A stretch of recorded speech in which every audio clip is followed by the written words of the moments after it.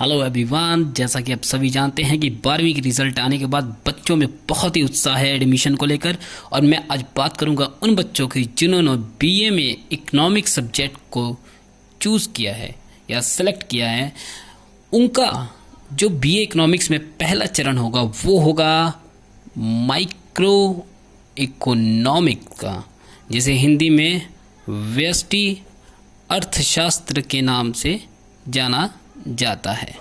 अब देखो बच्चों, जब भी आप बीए में ग्रेजुएशन में जब इकोनॉमिक्स लेते हैं तो उसके अलग अलग चरण होते हैं, ठीक। तो पहला जो फर्स्ट स्टेप है आपका वो आएगा आपका माइक्रो इकोनॉमिक्स।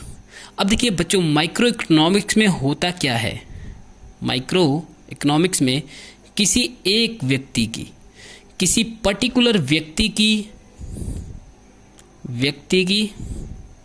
या फर्म की जो डिमांड मतलब मांग होती है, ठीक, या एक फर्म की सप्लाई, ठीक, या एक व्यक्ति की इनकम,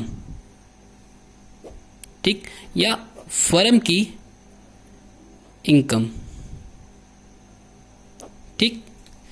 ये जो चीज़ें हैं किसी एक व्यक्ति की, ठीक, इसमें क्या होता है, ना व्यक्तियों का समूह होता है,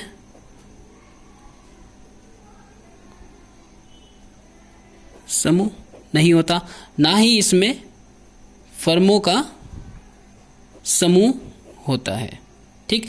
इसमें जो हम बात करेंगे सिर्फ एक व्यक्ति या एक ही फर्म के द्वारा जो मांग और पूर्ति की जाती है और जिसका इफ़ेक्ट आपके बाज़ार पे पड़ता है, वह सभी चीज़ें किस में आती हैं, आपके माइक्रो इकोनॉमिक्स में।